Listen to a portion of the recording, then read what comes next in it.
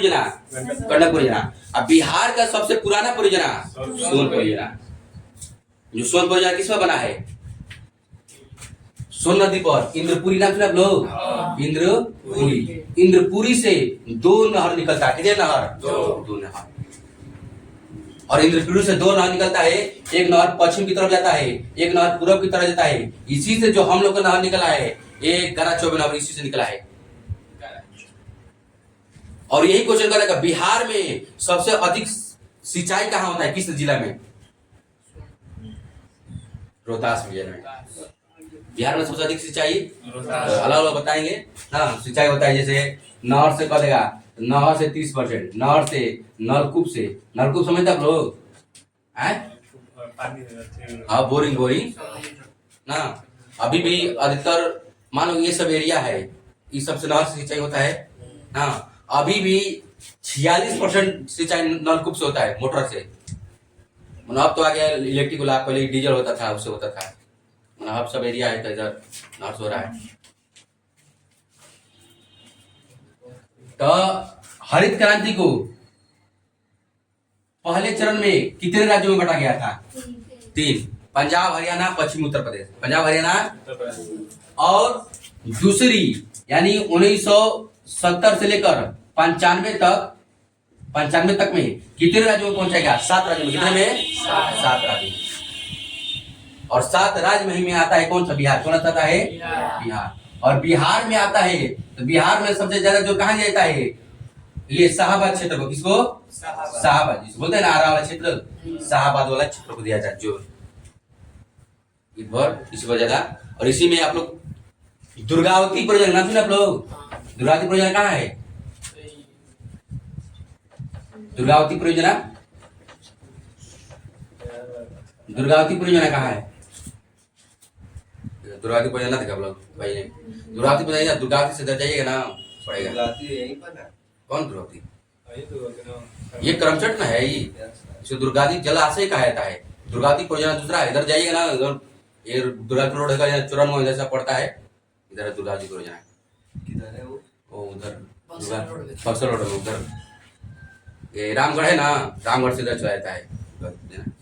हाँ, ये अब वही उसका सूरत किया गया। ऐसा ही जैसे कुदरा नदी को डैम है ना, ये बहुआरा वाला, इसको भी निर्माण किया गया। माने भारत में जगह जगह बांध बनाया गया और बांध बनाकर अब नहरों का जाल बिछाया गया। यानी जो करमचट डैम आया था 1977 में, कब आया था?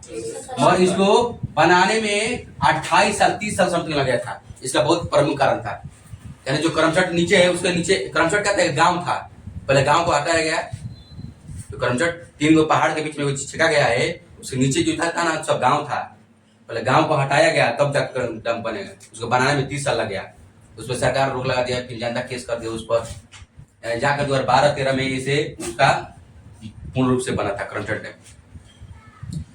उस समय बाबू जगजीवन राम थे, मंत्री थे। सुना बाबू जगजीवन राम का नाम?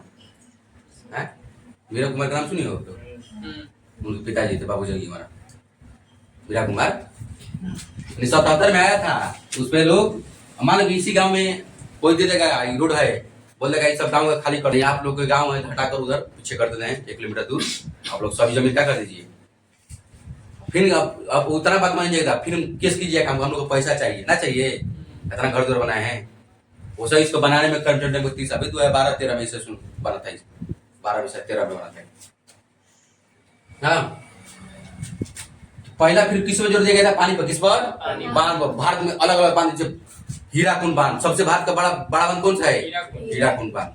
भाखड़ा बांध ना, भारत का सबसे लंबी नदी और लंबी नहर,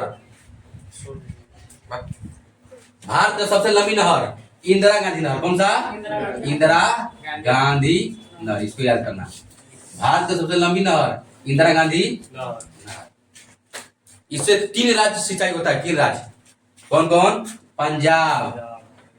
पंजाब, हरियाणा, राजस्थान। नहीं, नहर की बात बोल रहे हैं। भारत का सबसे लंबी नहर इंदिरा गांधी, पंजाब, हरियाणा, राजस्थान। पंजाब, हरियाणा, राजस्थान। यदि वो एरिया देखो, राजस्थान ऐसा ही क्या है, बंजर वाला जमीन है ना।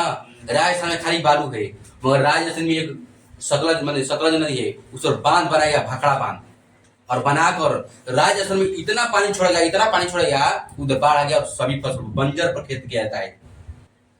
आप लोग जापान का नाम सुनो, जापान का नाम, जापान एक छत पर इतना माटी रख देंगे, माटी रखला के बाद लहसुन रोप देंगे, प्रयोग करेंगे। हाँ, ये सब कहाँ से है? जापान के विधि से। एक आता है कृषि में ड्रिप विधि। कौन सा विधि? ड्रिप विधि। ड्रिप से सिंचाई होता है। ड्रिप समझ रहे हो आप लोग? इजराइल से है ड्रिप विधि। ड्रिप समझ रहे आप लोग? ड्रिप जैसे एक खेत है ना, खेत, इसमें फसल लगा है, और ड्रिप विधि होता है, इसमें पतला पतला पाइप बिछा दिया जाएगा, पतला पतला पाइप। हाँ, और पतला पतला पाइप का फुहारा मारेगा। क्या मारेगा? फुहारा मारेगा। कपास का फसल हो गया, प्याज का फसल हो गया, ये सब फसल हो गया, वो फुहारा मारेगा। अब फुहारा मारेगा तो जल कहाँ से मिलेगा? ऊपर से मिलेगा। कहाँ से मिलेगा? बताए थे ना, कोई धामा में खुद 2 किलोमीटर चल गया है, तो गांव का एक सभ्यता था, जो लोग पैदल आता था तो उसका गोड़ धोया था, भैया 200 रुपये दीजिएगा, ऐसा होता है। अब बताओ, घोड़े धो रही हो, आपको ठंडा पानी से नवा देंगे तो कितना 500 रुपये ना देंगे? हाँ, आज ठंडा पानी से नवाइए तो दिमाग अस्थिर हो गया। ये विधि कौन खोजा? इजराइल। कौन खोजा? इजराइल। इसे ड्रिप विधि बोलते हैं। क्या बोलते हैं? ड्रिप विधि। इजराइल सिंचाई की ड्रिप विधि। तब भारत में बांध बन गया आहिस्ता आहिस्ता, तब खाद पर प्रयोग किया गया। किस पर? उर्वरक पर। बोला गया कि फसल के लिए सबसे, लोग पहले के गांव में बोलते थे कि पहले लोग खेत में राख डालते थे, राख, गोबर, खूब एक जगह राख जुटा लेंगे, एक जगह गोबर जुटा लेंगे, अब फसल हो गया, लोग उस पर छिड़केंगे। आज क्या रहा है? आज कोई कर रहा है? राख छिट रहा है? आज अब उसी पर भारत सरकार जोर दिया। किस पर? उर्वरक पर। किस पर? उर्वरक पर, यानी यूरिया, डाई, सल्फर और पोटास होगा ना। यूरिया का काम क्या है? बताए थे ना। यूरिया का काम है फसल को, मान लीजिए सर, जैसा हम लोग उल्टा होंगे, कोई बात नहीं, अच्छा कंप्लीट कर देना, बहुत दिन हो गया, सही है, हो गया ना। डाई और यूरिया खाद होता है। देखो, उसके बाद अलग अलग पोटास, विटामिन, थायमिन का, खरपतवार नाशक अलग अलग विटामिन आने लगा। हाँ, भारत में यूरिया, यानी यूरिया भारत में नहीं बनता था,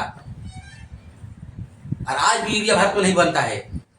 यूरिया में जो है ना, सरकार MSP देते हैं, यानी इस पर सरकार अपना छूट देता है, जिसे बोलते हैं ना, जिसे हम लोग गैस भराते जाते थे तो पहले सरकार पैसा, उसको क्या बोलते थे?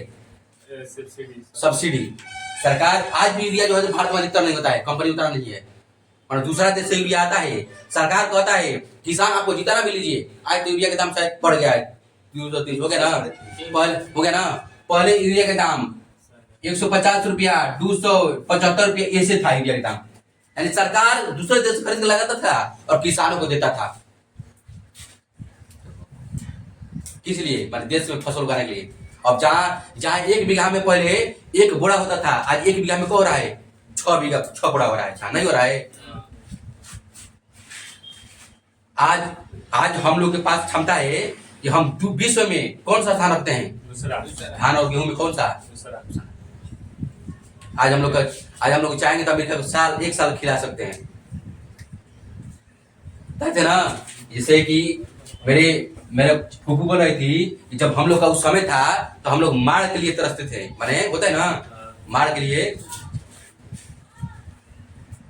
और वो लोग बाजरा की रोटी खाती थी, मक्का की रोटी खाती थी सब।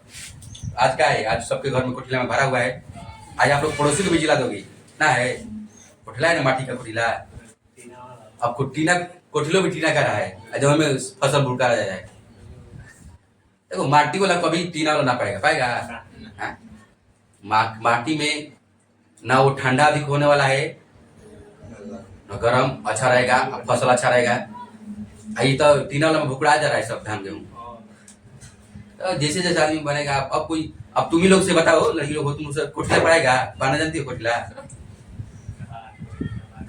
पहले के लोग करते थे, तुम याद पड़ेगा, हम लोग बचपन में तो माटी लाते थे खेत से, और मम्मी लोग कोठिला पाड़ती थी। आज भी है, मैंने हम लोग ना, अब तो नहीं है। अब कोई नहीं पार रहा है कुटिला। बिहार में चले जाइए, देखिए अब कुटिला भारत का दर्शन अब सब फैशनेबल वाला हो गया है। हम लोग अब चूल्हा पर खाना बन रहा है। रखियो खत्म हो जाए कुछ दिन में देगा कहीं कहीं पड़ रहा है।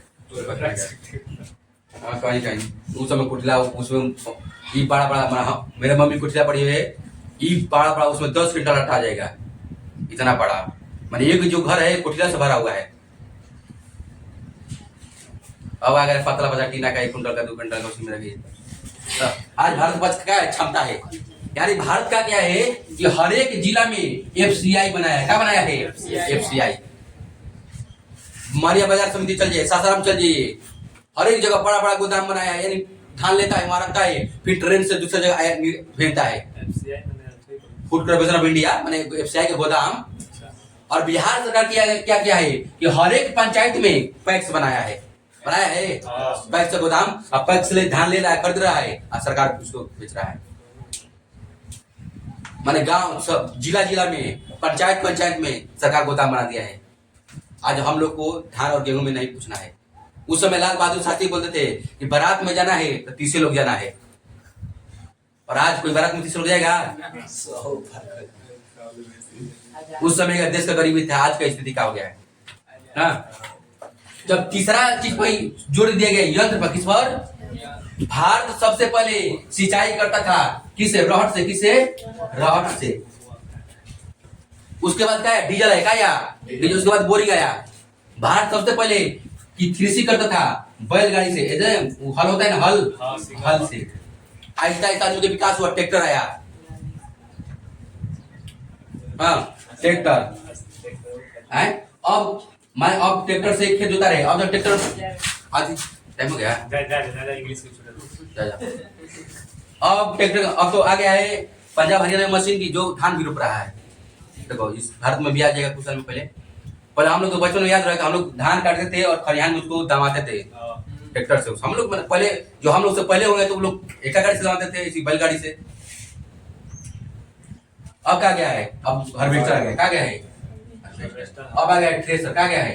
अब आ गया है, अब ऐसा गाड़ी आ गया है कि धान अलग भूसा अलग कर देगा। ये कैसा ना, आपको ज्यादा मेहनत नहीं करना है। किसका सबका यंत्र है? किसका? हरित क्रांति। किसका? हरित क्रांति विकसित हो गया है। ये क्वेश्चन मतलब लिखो को जो क्वेश्चन जब भी तो पढ़ो मत, रोटो कुछ नहीं, याद रखो कैसे क्या स्थिति था, अपने सोचो।